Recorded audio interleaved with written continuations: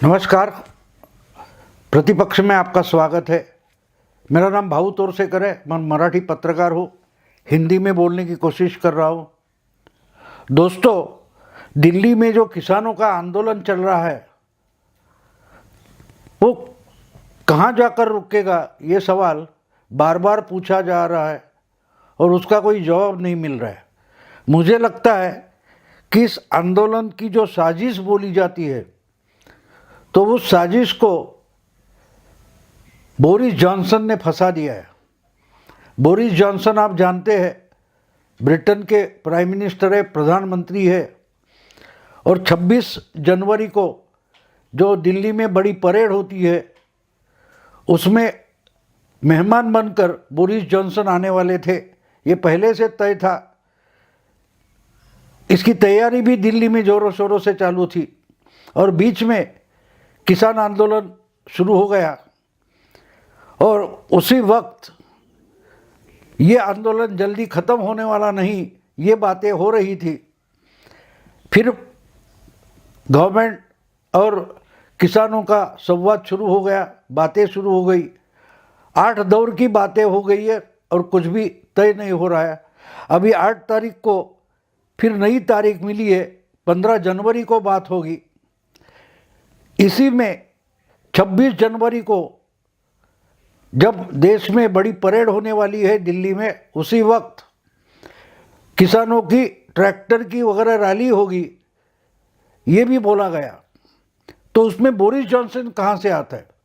तो आपको मालूम है कि ये जो कोरोना का मामला चल रहा था, महामारी, वो कम होते होते फिर पूरे ब्रिटेन में दूसरी बार पूरे देश में लॉकडाउन लगाया गया है।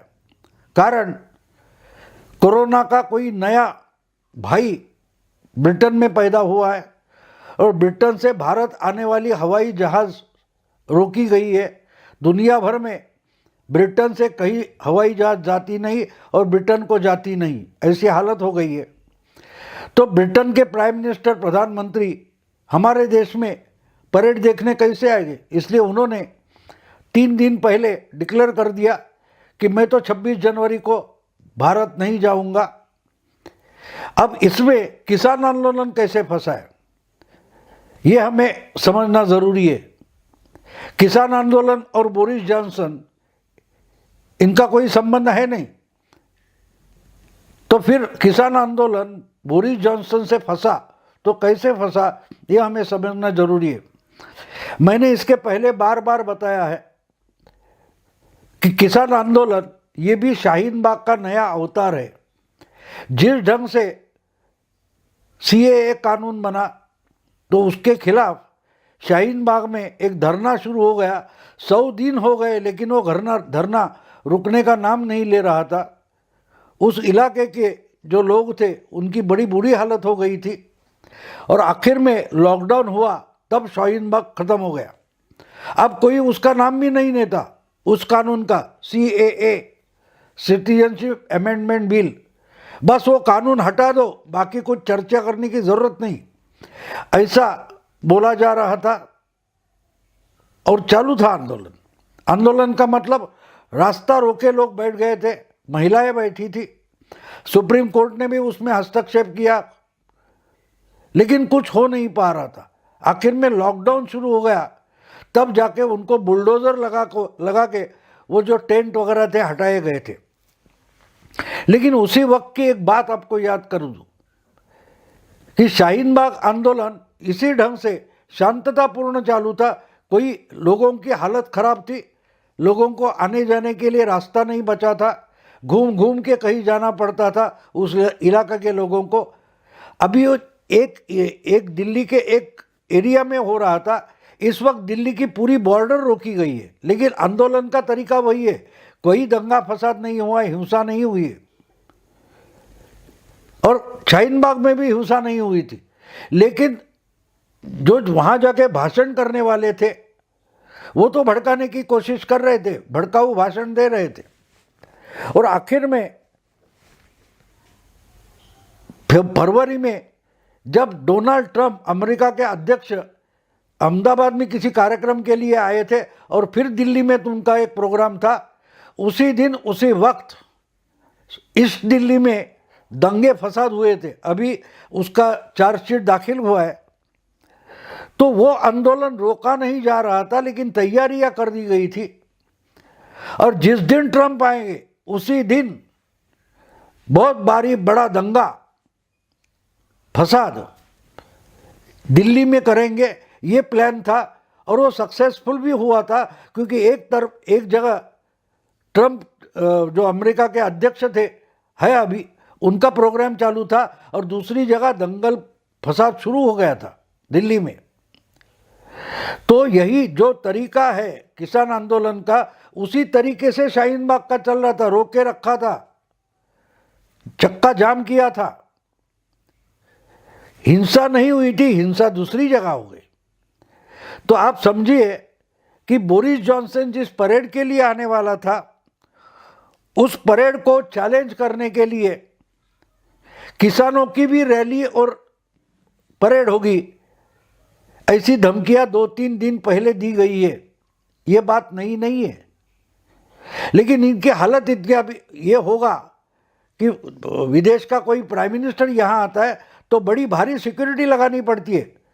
तो पूरी की पूरी दिल्ली की पुलिस और बाकी के लोग जो है वो तो परेड की जगह जाएंगे। जैसे ट्रंप आए थे उस वक्त दिल्ली की बहुत भारी तादाद में पुलिस जो थी वो ट्रंप के प्रोग्राम के लिए लगा के रखी थी, एयरपोर्ट से लेकर जहाँ प्रोग्राम था वहाँ तक। तो इस दिल्ली में पुलिस की संख्या कम थी, तो वही दंगा भड़काया गया, फसाद शुरू किया गया। तो बोरिस जॉनसन जो ब्रिटेन के प्राइम मिनिस्टर है, प्रधानमंत्री है, वो अगर यहाँ आते हैं तो एक तो परेड के लिए बंदोबस्त होने वाला था, और उसके बाद दूसरे देश का प्राइम मिनिस्टर आया है तो उसके लिए एक्स्ट्रा सिक्योरिटी लगानी पड़ती है। तो ये सब अगर होता है तो दिल्ली के बहुत सारे इलाके में पुलिस की तैनाती कम हो जाती थी। आज जो लगे हुए जहाँ जहाँ किसान धरना चालू है वहाँ जितनी पुलिस लगी हुई है उसमें से बड़ी भारी तादाद में पुलिस उठा के राजपथ और इंडिया गेट वगैरह इलाका जो है राष्ट्रपति भवन से लेकर वहाँ लाके वो पुलिस रखनी पड़ती थी। तो जो बॉर्डर पर पुलिस है वो कम हो जाती और वहाँ दंगा फसाद करने का कोई शायद साजिश हो सकती थी। लेकिन बोरिस जॉनसन ने वो सब फंसा दिया, क्योंकि वहाँ जो कोरोना का नया अवतार आया है, न्यू स्ट्रेन बोलते हैं उसको, तो वो जो स्ट्रेन आया है उसके लिए पूरे ब्रिटेन छोड़कर आसपास के बहुत सारे देशों में फिर से लॉकडाउन लगाना पड़ा है। और इसलिए अगर देश लॉकडाउन में है तो वहाँ का प्राइम मिनिस्टर इंडिया में कैसे आ सकता है? तो उसने तो अपने आप डिक्लेयर कर दिया कि मैं तो भारत नहीं जाऊँगा। तो इसी कारण अब जो दिल्ली में किसानों की एक अलग परेड होने वाली थी, वो अलग परेड मुझे नहीं लगता कि थी होने वाली। उस परेड के नाम पर कोई फसाद होने वाला था, वो फंस गया। इसलिए मैं कहता हूँ कि किसान आंदोलन को बोरिस जॉनसन ने फंसा दिया, क्योंकि अगर वो आते तो उनका तो बंदोबस्त, उनकी सुरक्षा करनी पड़ती, और उसके लिए कोई कुछ भी हो, आंदोलन चालू हो किसानों का, फिर भी परेड की जगह जो है राजपथ वगैरह वहाँ तो बड़ा बंदोबस्त लगाना पड़ता था, पुलिस बड़ी भारी संख्या में उधर लानी पड़ती थी। अगर वो नहीं आते तो आज दिल्ली की बॉर्डर पर जो पुलिस लगी हुई है, सुरक्षा के बंदोबस्त है, उसमें तो कोई कम ज़्यादा होने वाला नहीं। तो अगर शाहीन बाग के समय ट्रंप आने के टाइम पर जो दंगे फसाद हुए थे, वैसी कोई साजिश होगी तो वो तो फंस गई है। और वो कोई गवर्नमेंट ऑफ इंडिया, भारत सरकार ने, मोदी सरकार ने नहीं फंसाई है, वो फंस गए बोरिस जॉनसन के खुद डिक्लेयर किए हुए ना आने की घोषणा से।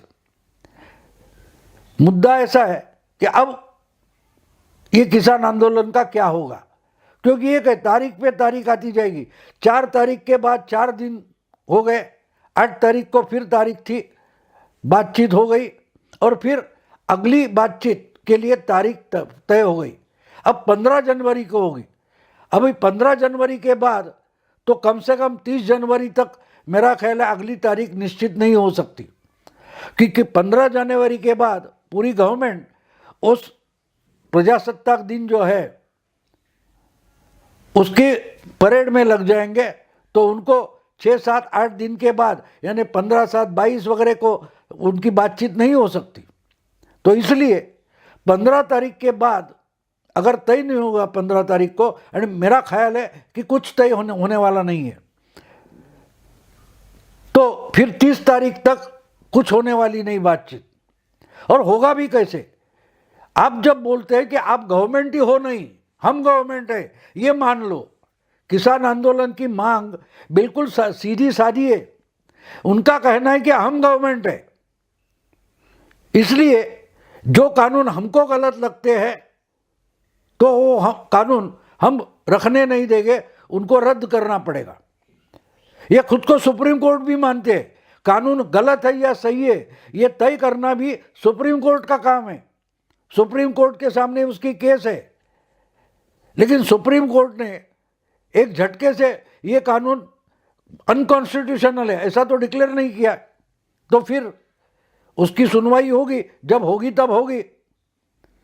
लेकिन किसान आंदोलन के नेता जो है उनका कहना सादा है, सीधा साधा है कि वो खुद को गवर्नमेंट मानते हैं, वो खुद को सुप्रीम कोर्ट मानते हैं, और इसलिए उनका कहना है कि अगर हमें कोई कानून गलत लगे तो बस यहाँ आके बता दो कि कानून गलत था, हमने पीछे लिया। तो इसका मतलब क्या होता है? पार्लियामेंट का कोई मतलब नहीं है। पार्लियामेंट को कानून पास करने का अधिकार ही नहीं है। अभी कल उठ के दूसरा कोई बोलेगा, शाहीन बाग वाले खड़े हो जाएंगे, वो बोलेंगे कि नहीं नहीं नहीं नहीं सीए पीछे ले लो। अभी देखो सीए में भारतीय मुस्लिमों का कोई जिक्र भी नहीं है, फिर भी वो भारतीयों के खिलाफ है, भारतीय मुस्लिमों के खिलाफ है, ऐसा बोलकर आंदोलन शुरू हो गया।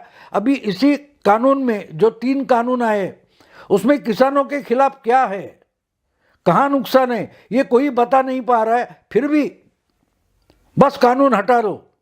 इसका मतलब ये लोग बोलते हम कॉन्स्टिट्यूशन नहीं मानते, हम पार्लियामेंट नहीं मानते, हम सुप्रीम कोर्ट नहीं मानते, क्योंकि हम खुद गवर्नमेंट है, बस हम करें सो कायदा। इनका एक तरीके से कहना ये सिंपल है। और इसके लिए अगर इस ढंग से नहीं होता है तो हम दंगे फसाद भी करेंगे, जैसे शाहीन बाग के बाद हुआ था, ट्रंप आए तब हुआ था, वही बोरिस जॉनसन आते तो उस वक्त होने वाला था। लेकिन अब खुद बोरिस जॉनसन ने इनको फंसा दिया है। देखिए क्या होता है, हम देखेंगे कि 15 जनवरी में क्या होता है और उसके बाद क्या होता है, हमें देखना पड़ेगा। दोस्तों मैं यहाँ रुकता हूँ। अगर आपको वीडियो पसंद आया तो लाइक करें, शेयर करें, अपने दोस्तों को फॉरवर्ड करें, प्रतिपक्ष को सब्सक्राइब करें। नमस्कार।